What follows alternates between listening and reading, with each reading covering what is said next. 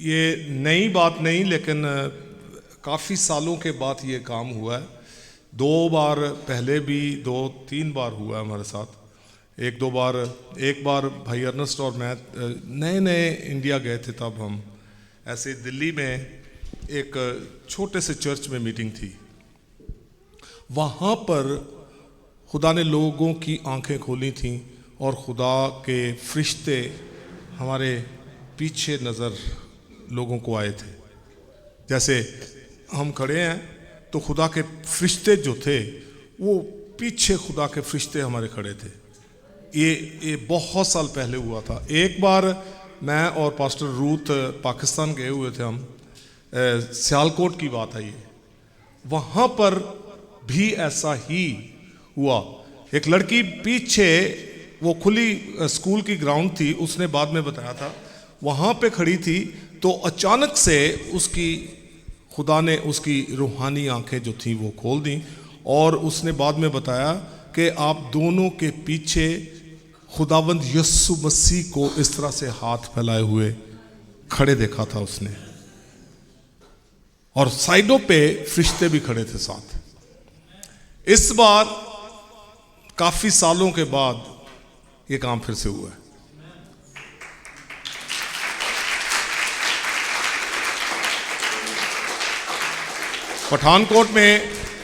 पठानकोट में मीटिंग थी और ये मीटिंग वहाँ पर ईसा नगरी में थी, और इसी तरह से सड़कें जो थी वो बंद कर दी, मोहल्ले में सड़कें बंद कर दी। और जैसे ही रात की मीटिंग थी और शहजाद है और को, अच्छा, एक गवाही किसी सिस्टर ने भेजी है, मुझे तो नहीं मालूम था कि क्या हुआ, लेकिन अभी कुछ दिन पहले मुझे पास्टर सैमुअल शुभ हैं वहाँ पे, उनका फ़ोन आया और उन्होंने बताया कि इस तरह से गवाहियाँ आ रही हैं, तो ये काम भी हुआ है। अगर थोड़ी सी एक दो मिनट की है ये गवाही, आप सुने प्लीज़ इसको सब। ਸ਼ਲੋਮ ਪਾਸਟਰ ਜੀ ਈਸਾ ਨਗਰ ਵਾਲੀ ਮੀਟਿੰਗ ਦੇ ਵਿੱਚ ਨਾ ਮੈਂ ਸਵਰਗਦੂਤਾਂ ਨੂੰ ਦੇਖਿਆ ਪਾਸਟਰ ਜੀ। ਜਦੋਂ ਪਾਸਟਰ ਸੁਹਾਸ ਗਿੱਲ ਜੀ ਬੋਲੇ ਕਰਦੇ ਸੀ ਨਾ ਕਿ ਉੱਪਰ ਆਸਮਾਨ ਵੱਲ ਹੱਥ ਚੁੱਕੋ, ਜਿੱਦਾਂ ਹੀ ਮੈਂ ਉੱਪਰ ਆਸਮਾਨ ਵੱਲ ਹੱਥ ਚੱਕੇ ਨਾ ਤੇ ਮੇਰੀ ਅਚਾਨਕ ਤੋਂ ਮੇਰੀ ਨਜ਼ਰ ਪਈ ਨਾ ਟੈਂਟ ਦੇ ਉੱਤੇ ਹੀ। ਪਤਾ ਨਹੀਂ ਬਹੁਤ ਸਾਰੇ ਸੀਗੇ, ਮੈਂ ਗਿਣਤੀ ਨਹੀਂ ਕਰ ਪਾਈ। ਮੈਂ ਲਗਾਤਾਰ 10 ਮਿੰਟ ਉਹਨਾਂ ਵੱਲ ਦੇਖਦੀ ਰਹੀ।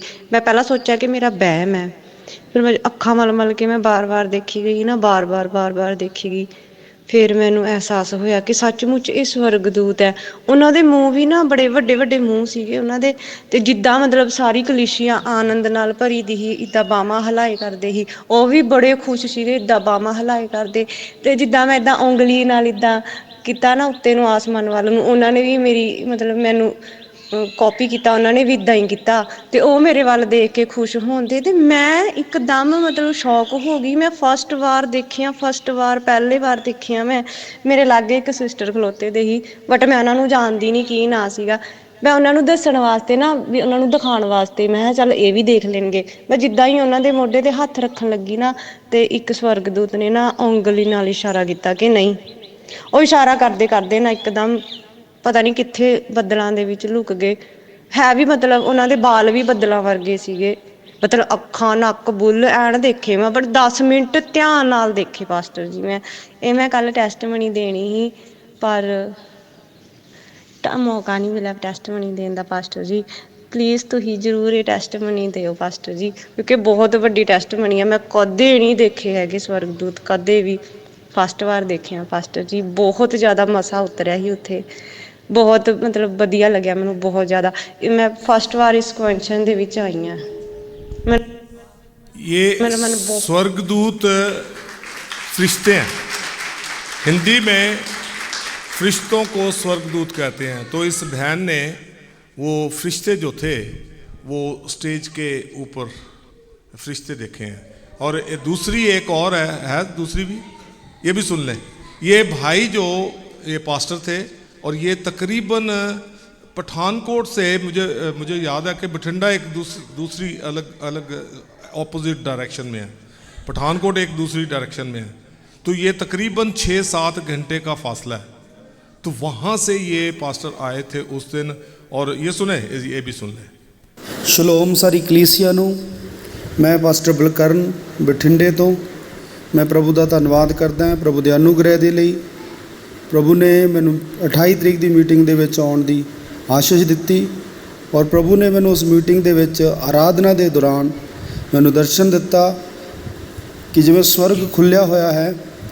ਔਰ ਪ੍ਰਭੂ ਦਾ ਬਹੁਤ ਧੰਨਵਾਦ ਕਿ ਮੈਨੂੰ ਸਵਰਗ ਖੁੱਲ੍ਹਿਆ ਹੋਇਆ ਦਿਖਾਈ ਦਿੱਤਾ। ਔਰ ਪ੍ਰਭੂ ਦਾ ਸ਼ੁਕਰ ਹੈ ਕਿ ਉਸ ਦੇ ਦੌਰਾਨ ਮੈਂ ਵਿਸ਼ਵਾਸ ਕਰਦਾ ਹਾਂ ਉਸ ਮੀਟਿੰਗ ਦੇ ਵਿੱਚ ਬਹੁਤ ਸਾਰੇ ਲੋਕਾਂ ਨੇ ਵੱਡੀ ਬਰਕਤ ਨੂੰ ਪਾਇਆ ਹੈ ਔਰ ਉਸ ਮੀਟਿੰਗ ਦੇ ਵਿੱਚ ਖੁਦਾ ਨੇ ਹਰ ਇੱਕ ਜਨ ਦੇ ਲਈ ਆਸ਼ੀਸ਼ਾਂ ਨੂੰ ਖੋਲ੍ਹਿਆ ਹੈ।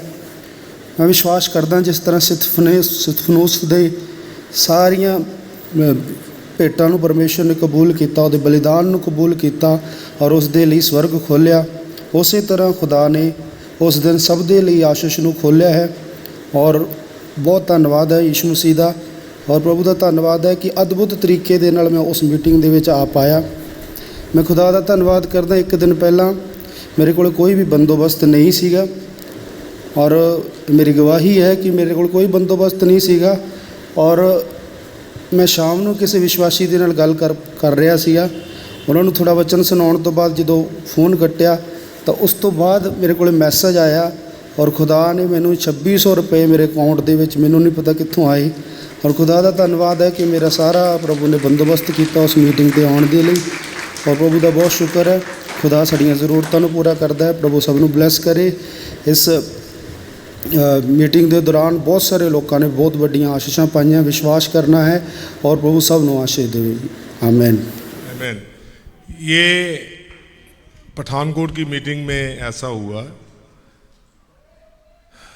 आई बिलीव के आने वाले दिनों में ऐसे काम और बहुत होंगे। आमेन। ये खुदावन ने काफ़ी सालों के बाद, तकरीबन आई थिंक 13-14 साल के बाद, ये जब हम पाकिस्तान गए थे, मैं और पास्टर रूथ, वहाँ ये हुआ था। उससे पहले भी कुछ 10-12 साल पहले ही हुआ था, पहले उससे भी ज़्यादा। लेकिन थैंक गॉड ये सारा किसी बंदे का काम नहीं है, ये तो खुदा का काम है। ठीक है। सो सारा जलाल जो है, सारी महिमा खुदा के नाम को देते हैं। ये एक और चीज़ मैं आपको बता दूं, इस चीज़ में ये जो कुछ भी हुआ है इसमें आप सबका बहुत योगदान है, हिस्सा आपका पूरा है, क्योंकि आप पीछे दुआ करते हैं। जितने भी बहन भाई हम तो करते हैं एज अ फैमिली, लेकिन फैमिली जो है बहुत बड़ी है हमारी।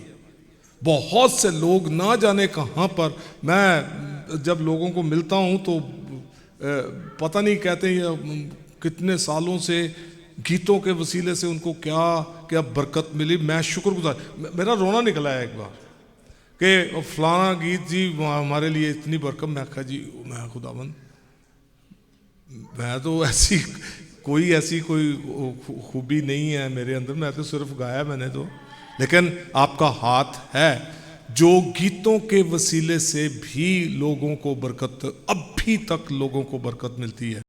सो ये खुदा का बहुत फजल है। सो ये सब काम जो है, मैं जाता हूँ, भाई जाते हैं, कोई भी जाता है, तो उसके पीछे जो दुआएं हैं, ये मैंने पहले भी शेयर किया हुआ। आपका पूरा पूरा जिस तरह से 2 तोड़े से 2 तोड़े बनाए, 5 तोड़े से 5 तोड़े बनाए, आप भी अपने तोड़ों को बना रहे हैं। हेलो, उतनी ही शाबाश आपके लिए भी है। खुदावंद आपको उतनी ही बरकत देगा। इसी तरह से दुआ करते रहना है, इसी तरह से जो भी जैसे भी आप सपोर्ट करते हैं करते रहना है। क्योंकि मैं एक बात करता हूँ कि अगर जो नहीं जा सकता वो किसी तरह से सपोर्ट करता है तो वो उस काम में मिशनरी काम करता है।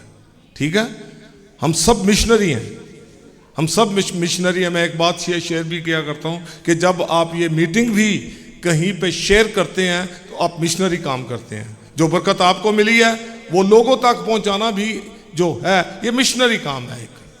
सो ये खुदावंद ने किया है और सारा जलाल खुदा के नाम को देते हैं। और मैं बहुत शुक्रगुजार हूँ जितने भी बहन भाई इंडिया में या कहीं और भी जहाँ भी हमारे साथ जुड़े हुए हैं। मैं सारे बहनों भाइयों को फेसबुक पे जितने भी जुड़ते हैं हमारे साथ, I am so thankful to you and I bless you. खुदावंद आपको बहुत बरकत दे। इसी तरह से ये काम को बढ़ाने के लिए और दुआएं करते जाएं, और जैसे भी खुदावंद आपको शेयर करने के लिए बोलता है करते जाएं, करते जाएं, करते जाएं, करते जाएं, ताकि ये काम जो खुदा का है और कसरत से बढ़ता जाए। आमीन। एक बार जोर से ताली बजाएं खुदावंद के नाम को जलाल देने के लिए।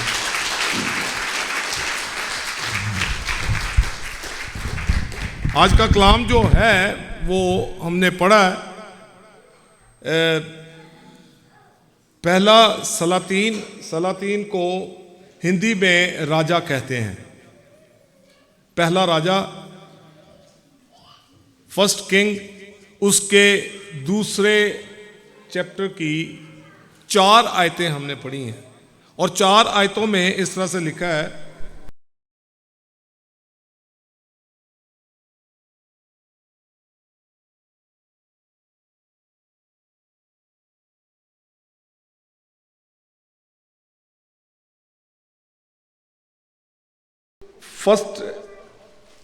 पहला सलातीन, फर्स्ट किंग, उसकी दूसरा बाब, दूसरा अध्याय, पहला राजा दूसरा अध्याय, उसकी पहली 4 आयतें।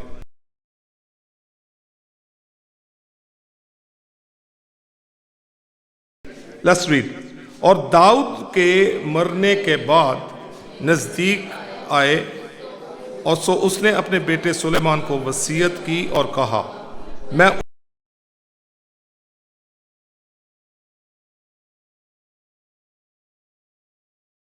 दिखा, और जो मूसा की शरीयत में लिखा है उसके मुताबिक खुदावंद अपने खुदा की हदायत को मानकर उसकी राहों पर चल, और उसके आयन पर और उसके फरमानों और हुक्मों और शहादतों पर अमल कर, ताकि जो कुछ तू कहे और जहाँ कहीं तू जाए सब में तुझे कामयाबी हो।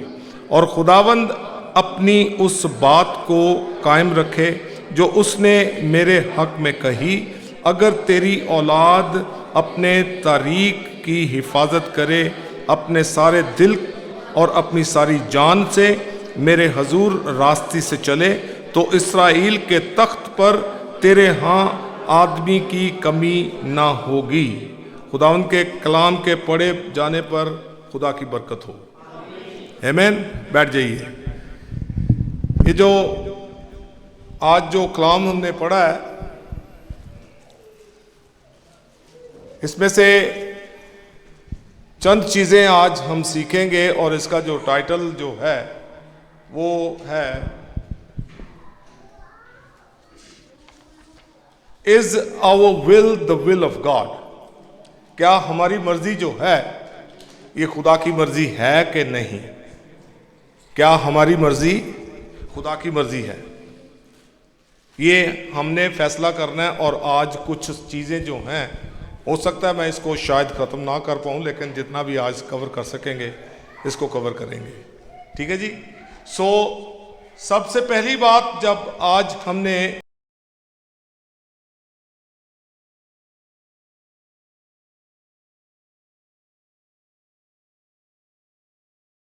बादशाह से करने के लिए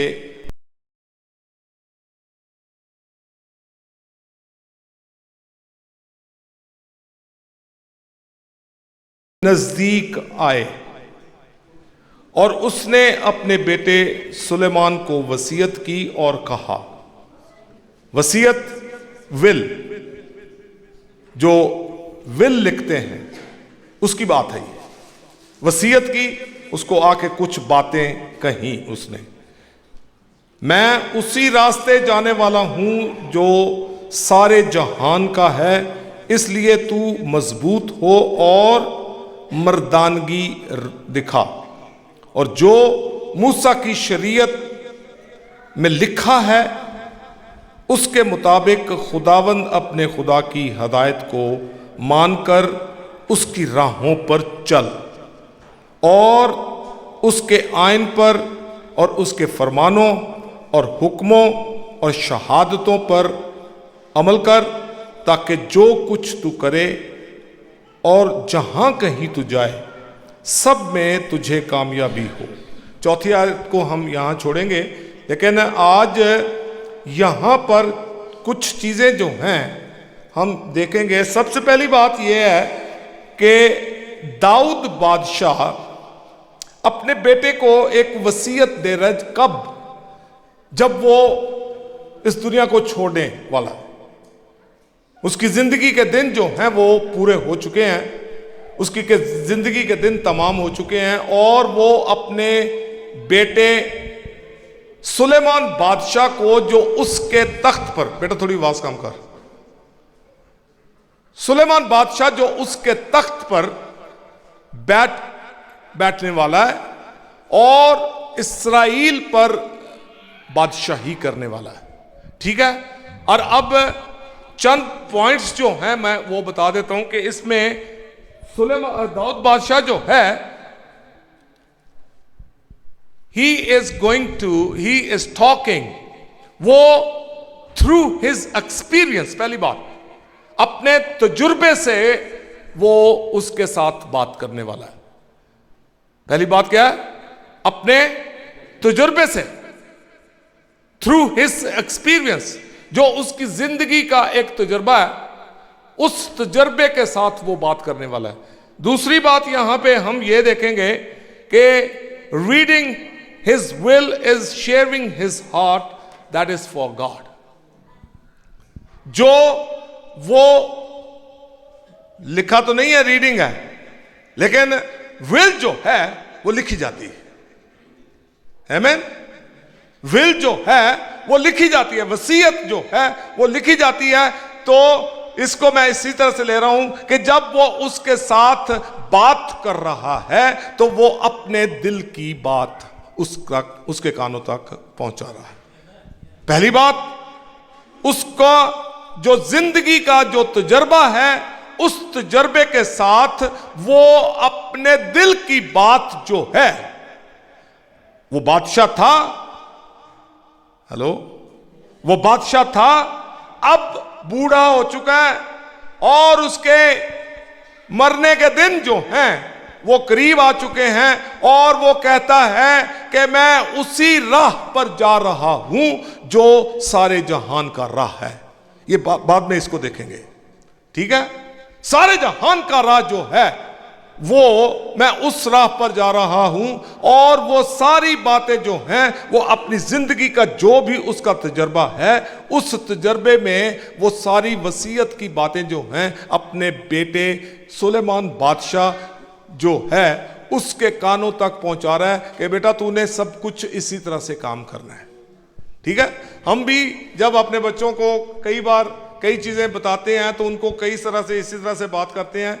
जब बात करते हैं तो कई तरह से दिखाते हैं कि हमारा ऐसा तजुर्बा है, भाई तुम भी ऐसे करना, हमारा ऐसा तजुर्बा है, तुम भी ऐसे करना। तो उसी तरह से दाऊद ने भी किया।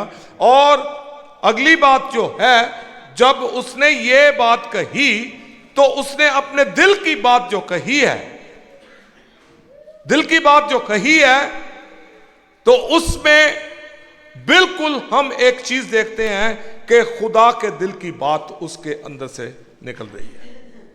खुदा के कलाम में हम पढ़ते हैं, पहला सैमुअल 13 चैप्टर 13 बाब और उसकी 14वीं आयत में खुदा ने जब सैमुअल नबी को उसको मस्सा करने के लिए भेजा, जब साउल बादशाह ने गलती की तो उस गलती में उसने जब गलती की है तो सैमुअल ने, खुदा ने उससे बात की और सैमुअल ने उसको जाके कह दिया कि उसको जाके कह दे अब तेरा काम खत्म है, क्योंकि मेरे दिल के मुवाफिक एक बंदा दाऊद जो है वो मुझे मिल गया। दिल के मुवाफिक, याद रखें ये बात। He is reading the will, that is the will of his heart. जो उसके दिल की बात है वो उसको बता रहा है। तीसरी बात यहां पे हम देखेंगे कि उसने सब चीजें जो हैं अपने एक्सपीरियंस में जब उसके साथ बात की है तो उसको इंस्ट्रक्शन दे रहा है, वो उसको गाइड कर रहा है, वो उसको डायरेक्शन दे रहा है, वो उसको एक बहुत अच्छी सलाह दे रहा है, वो अपने तजर्बे के मुवाफिक। हालेलुया। जिसको तजर्बा हो ही ना तो वो दूसरे को क्या गाइड करेगा। कलाम में लिखा है कि एक अंधा जो है वो दूसरे अंधे को राह नहीं दिखा सकता, दोनों गड्ढे में गिर जाएंगे। इसलिए जब किसी भी शख्स को हम कुछ भी ऐसे एडवाइस दें तो पहले हमें देख लेना चाहिए कि मुझे पता है कि नहीं, मुझे इस चीज का अंदाजा है, क्या मैं इस चीज को जानता हूं। अगर जानते हैं तो बेधड़क होके आप किसी को कोई ना कोई एडवाइस दे सकते हैं। हालेलुया। सो ये चीजें जो हैं, अब ये सब चीजें जो हैं, इंस्ट्रक्शन, गाइडेंस, डायरेक्शन, एडवाइस जो है वो अपने तजर्बे से दे रहा है और तजर्बे के साथ साथ खुदा के डर और खौफ में रहकर। ये बात याद रखें प्लीज, तजर्बा, खुदा का डर और खौफ, ये बहुत जरूरी है। एक लाइफ का तजर्बा होता है, एक खुदा के डर और खौफ में रहकर, खुदा के कलाम के मुताबिक जब आप जिंदगी गुजारते हैं और जिंदगी का तजर्बा, वो जो जिस्मानी तजर्बा आपका है, उससे वो तजर्बा है जो वो बिल्कुल अलग होता है। मैच्योरिटी जो है, मैच्योरिटी एक्सपीरियंस के थ्रू आती है। मैच्योरिटी को क्या कहते हैं? हाँ, मुश्किल वाला।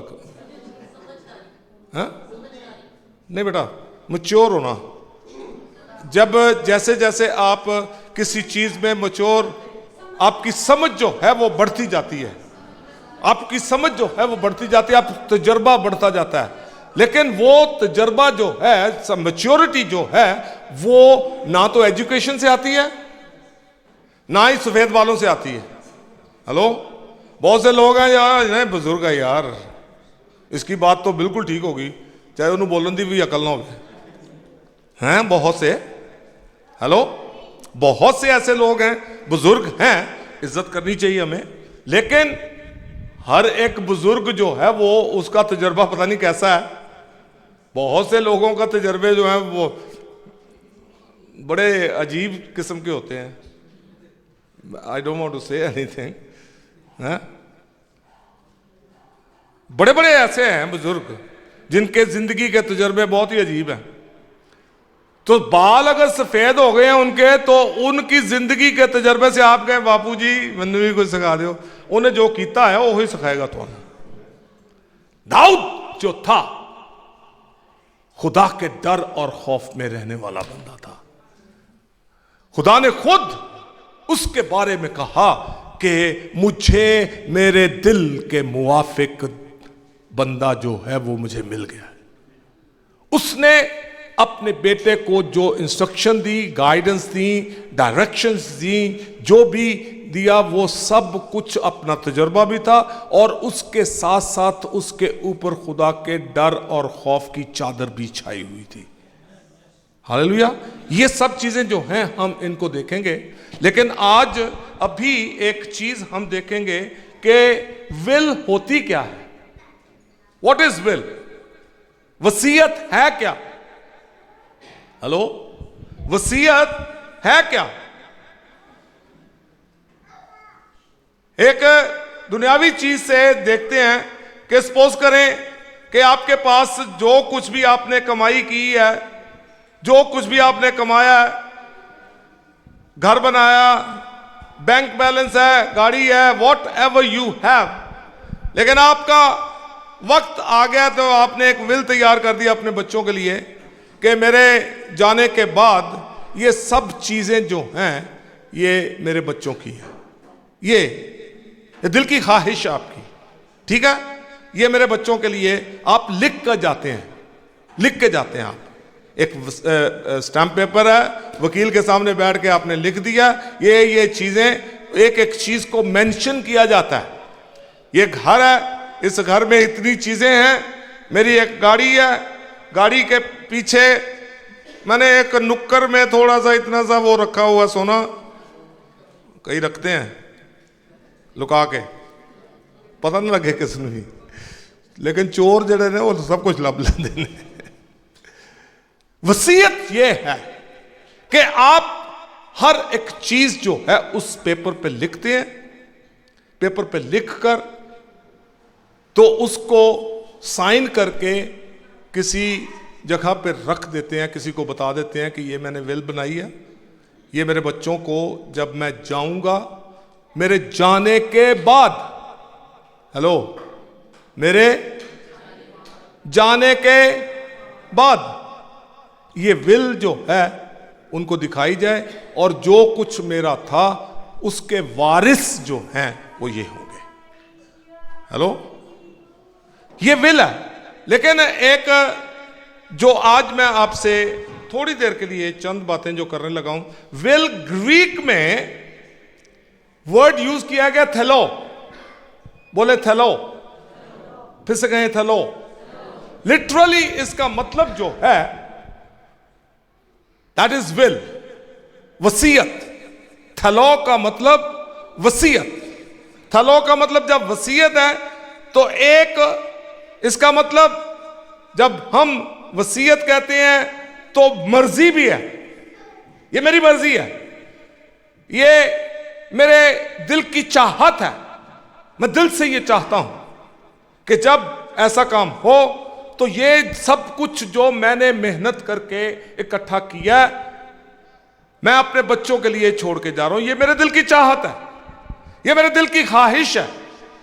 थलो का मतलब मर्जी, थलो का मतलब दिल की चाहत, थलो का मतलब आपकी दिल की ख्वाहिश है, आप चाहते हैं कि ये सब कुछ जो है वो मेरे बच्चों को जाए। लेकिन कई बार मैंने एक देखा भी हुआ है, सुना भी हुआ है, कुछ बच्चे ऐसे होते हैं जो मां बाप को बहुत परेशान करते हैं, तंग करते हैं, उनको बेदखल कर देते हैं। हेलो, उनको बेदखल कर देते हैं, लिखवा के, वो भी लिखवाना पड़ता है। बेदखल ऐसे नहीं कर सकते आप, वो भी लिखवाना पड़ता है, विल की तरह वो भी लिखवाना पड़ता है कि जब मैं इस दुनिया को छोड़ के जाऊं, ये मेरी बेटी या ये मेरा बेटा मेरी इस खजाने में से एक कौड़ी उसे नहीं मिलेगी। आमीन। लेकिन विल जो है वो ये है, वसीयत जो है वो ये है कि मेरे दिल की चाहत है कि जब मैं जाऊं, मेरी मर्जी ये है कि जब मैं जाऊं, मेरे दिल की चाहत ये है कि जब मैं जाऊं तो ये सब कुछ मेरे बच्चों को मिल जाए। इसका दूसरा वर्ड एक और है, थलेमा। थलेमा, थलेमा का मतलब और थोड़ा सा आगे बढ़ जाता है, मजबूत मर्जी है, स्ट्रॉन्ग, एवे वाली मर्जी नहीं, डेफिनेटली, श्योर, एकदम पक्का। आमीन। थलेमा का मतलब एकदम पक्की मेरी मर्जी है, पक्की ख्वाहिश है मेरी। ये मैं थोड़े से मतलब आपको समझा रहा हूं इसके। ये कुछ तो मैंने देखे हैं, लेकिन कुछ आगे खुदावंद ने जो आज मुझे इसी में से कुछ सिखाए वो भी साथ में आपके साथ शेयर करूंगा। आगे जो है ये मजबूत मर्जी जो है, मजबूत ख्वाहिश जो है, अब ये क्या है, this is actually a heart, someone pouring his heart.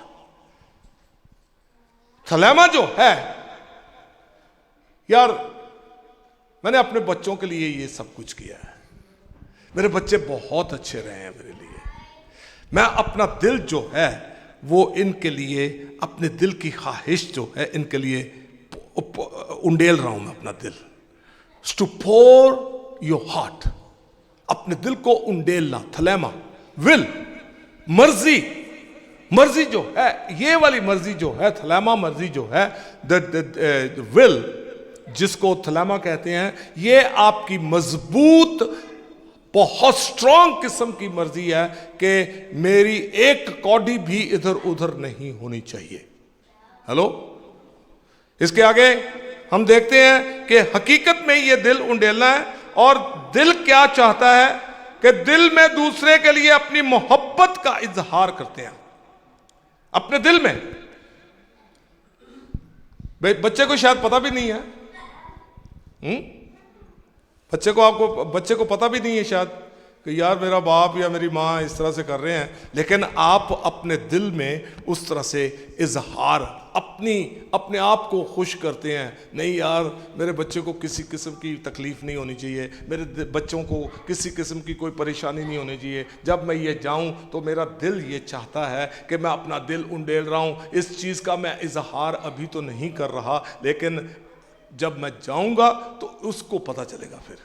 ठीक है, दिल में इजहार करते हैं, और उसको जो एक ये आपके दिल की ख्वाहिश है, विल जो है ये आपके दिल की ख्वाहिश है। थलैमा विल जो है सही मानों में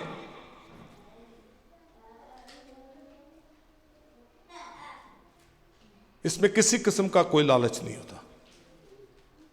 बाप को कोई लालच नहीं है कि मैं अपने बेटे के लिए, अपनी बेटी के लिए ये छोड़ के जा रहा हूं, या ये मेरे लिए ये करे। बहुत से पुराने बुजुर्ग जो थे, वो मैं सुनी यही गल, एवें गंढी बन के रखी हुई सी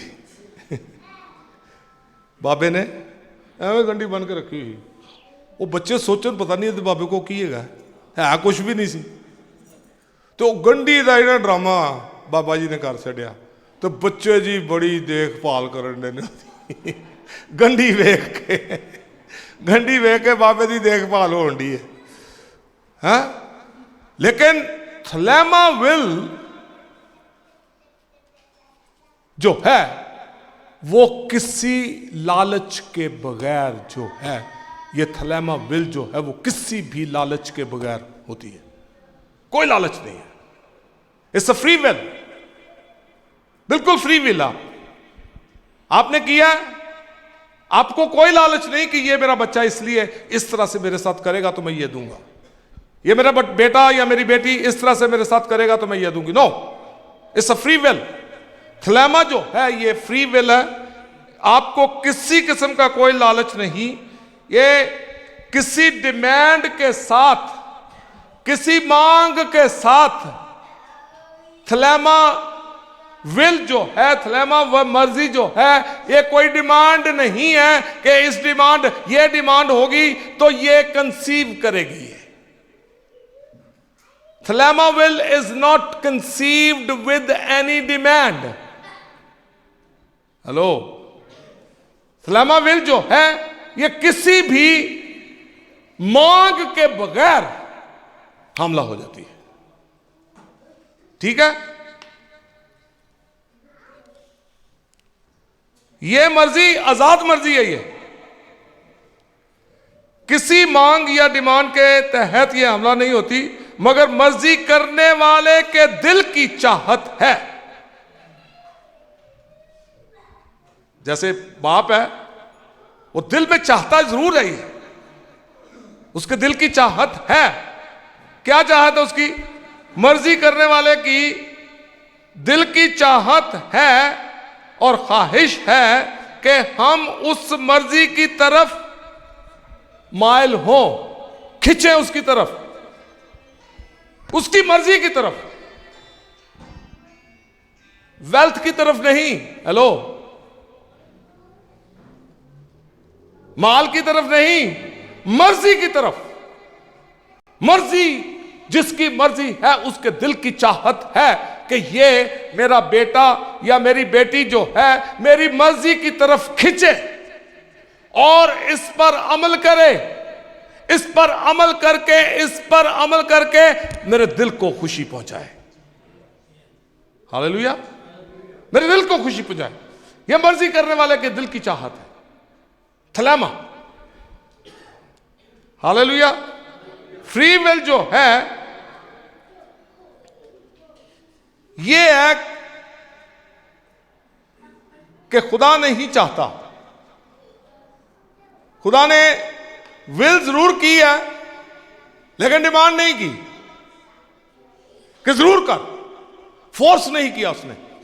ठीक है, आज जब हम इस चीज को देख रहे हैं तो सबसे पहली विल, इसको बाद में इसकी तरफ आएंगे हम, जो हवाला पड़ा, सबसे पहली विल जो थी खुदा ने पता कहां से जाहिर की? सबसे पहली विल, आसमानी बाप की सबसे पहली विल जो थी वो खुदा ने बागे अदन में आदम पर जाहिर की थी। उत्पत्ति 2 बाप में, पैदाइश 2 उसकी 15 से 17 आयत निकालें please. Genesis chapter 2 verse 15 to 17।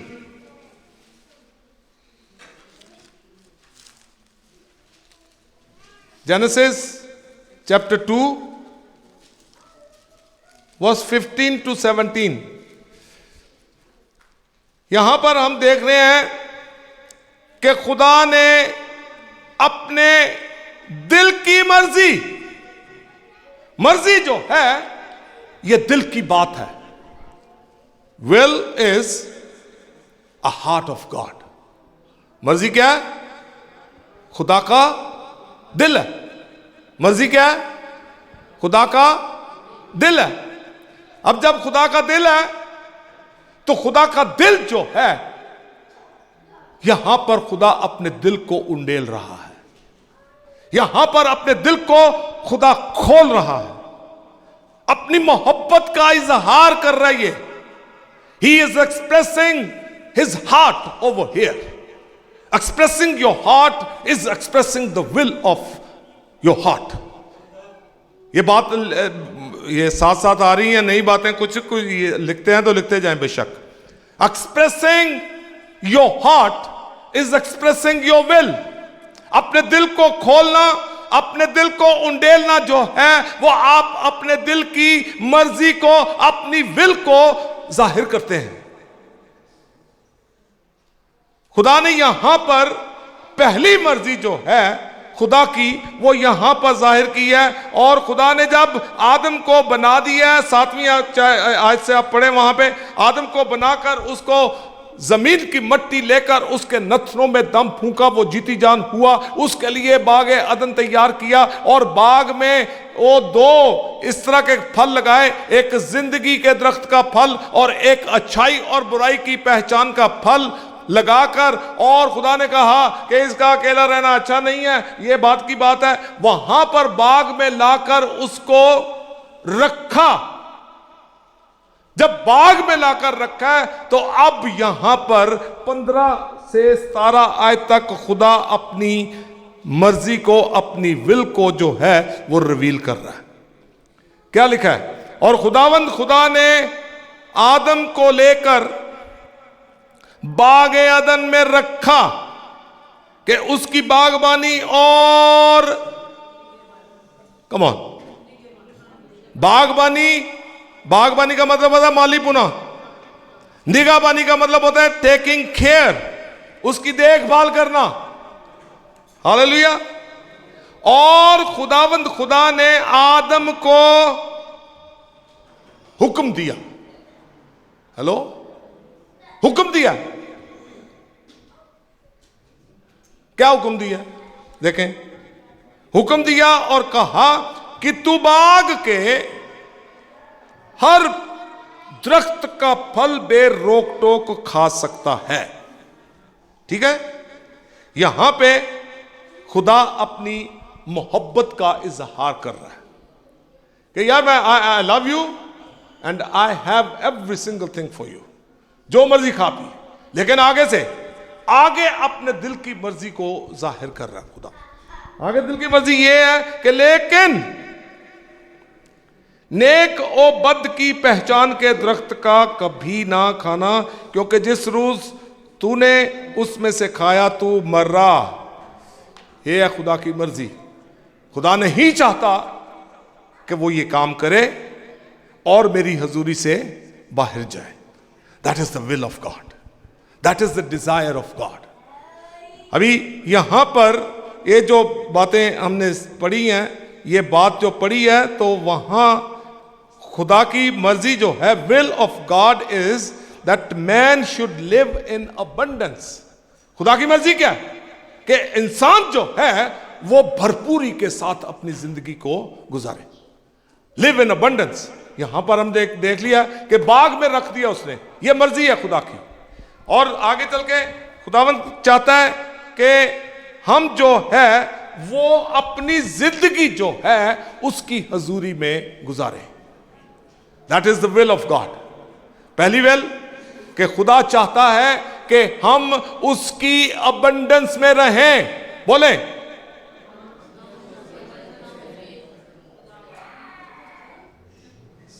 नहीं समझ आई?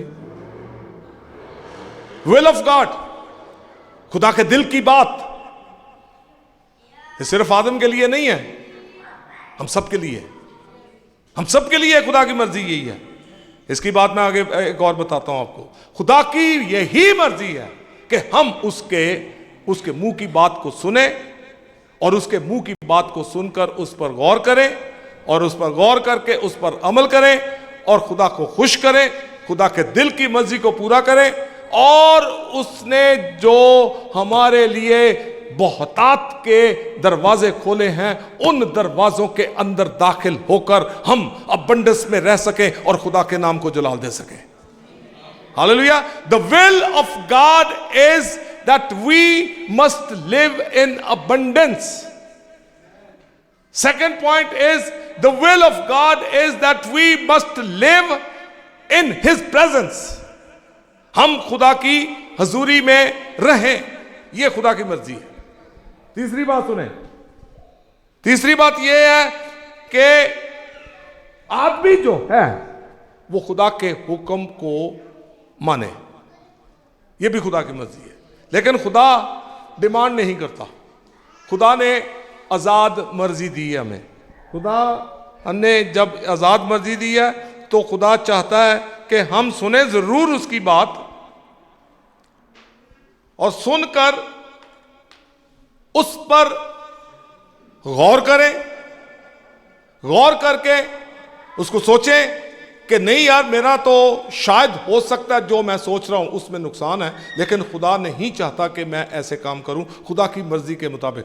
देखिए, अब दुआ करते हैं, दुआए रबानी, तो वहां पे जब हम दुआ करनी शुरू करते हैं कि ऐ हमारे बाप, तू जो आसमान पर, तेरा नाम,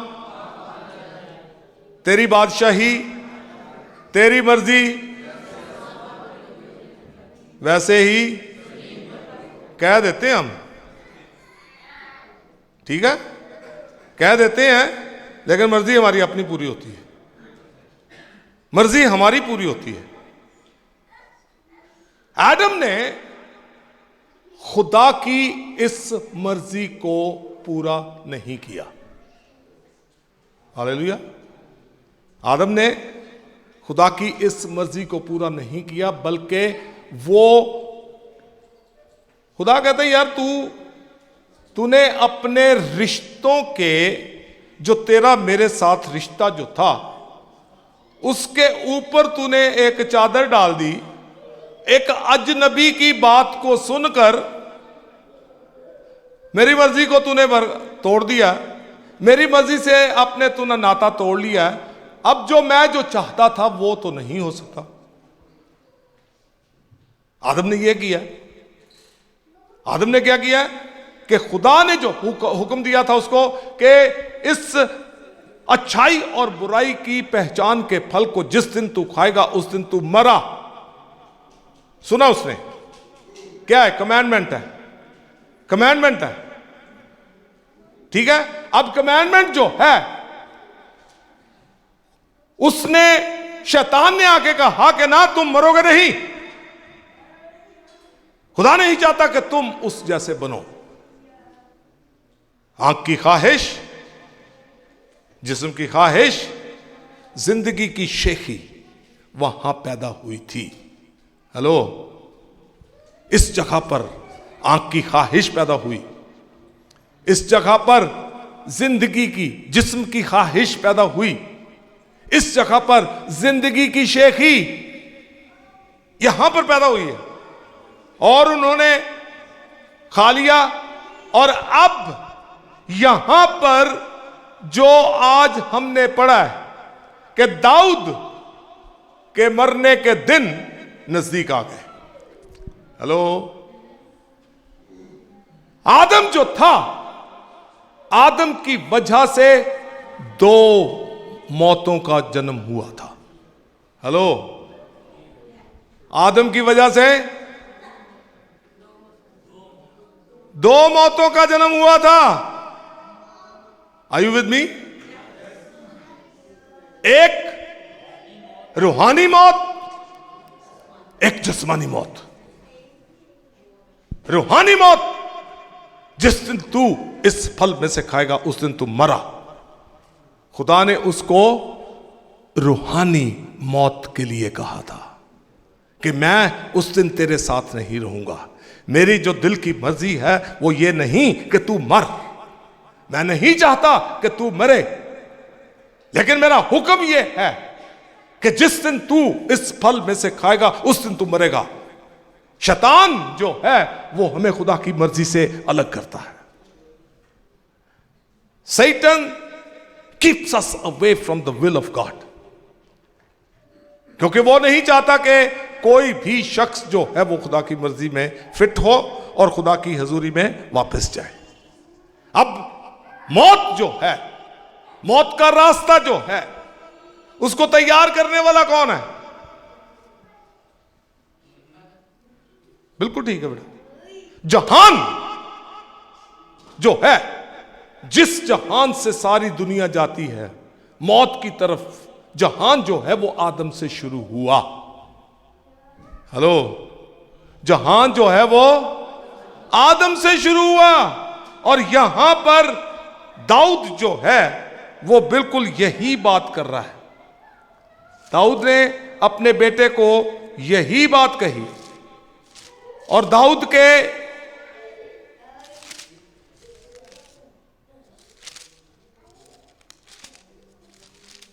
दूसरे अध्याय में, पहला सलातीन दूसरा चैप्टर, उसकी पहली आयत में कि और दाऊद के मरने के दिन, आई बिलीव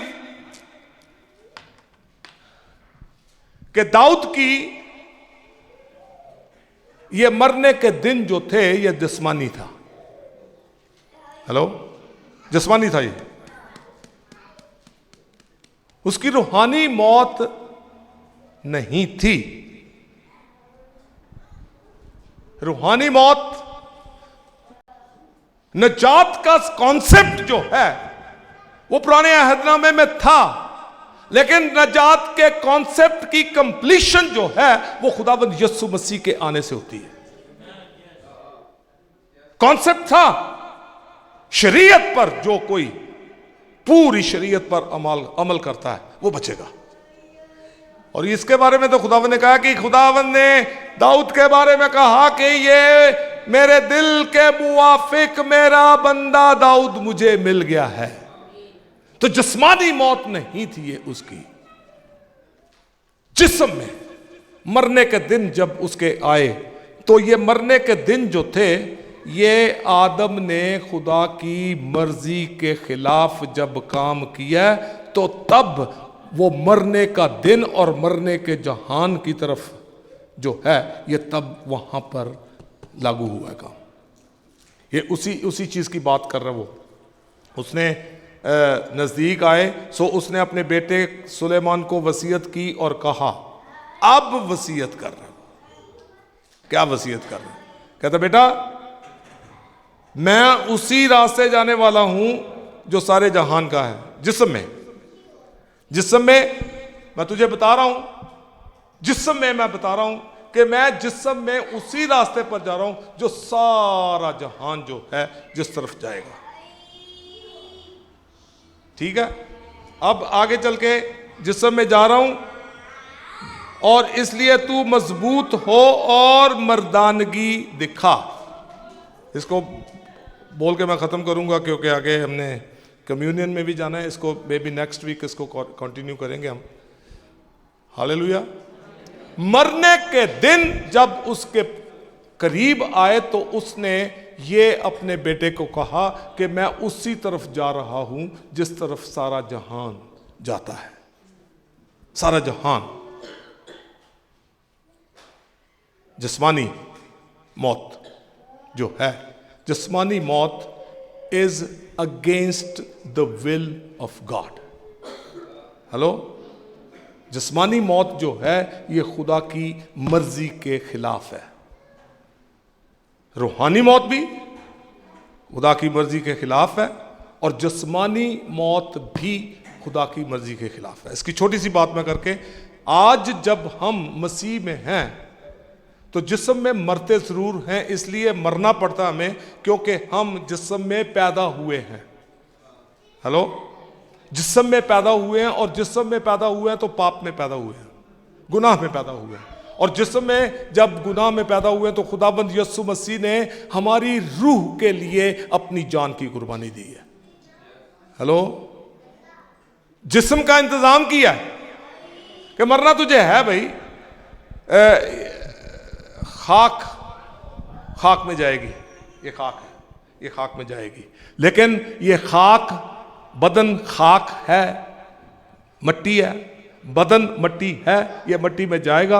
लेकिन इसके बारे में और भी एक बड़ी खूबसूरत लिखी है कि जब ये मट्टी, बदन जो है, ये बीज की मानिंद मट्टी में बोया जाएगा, जब यस्सु खुदावंद आसमानों पर बादलों के ऊपर बादलों के रथ पर सवार होके तुरी के फूंकते ही अपने शाही फरिश्तों के साथ जलाल में आएगा, तो तुरी फूंकी जाएगी तो सबसे पहले वो लोग जो यस्सु में सोए हुए हैं वो उठेंगे, उनके बदन जलाली होंगे। फिर से ये बदन भी बच जाएगा, मरेगा नहीं।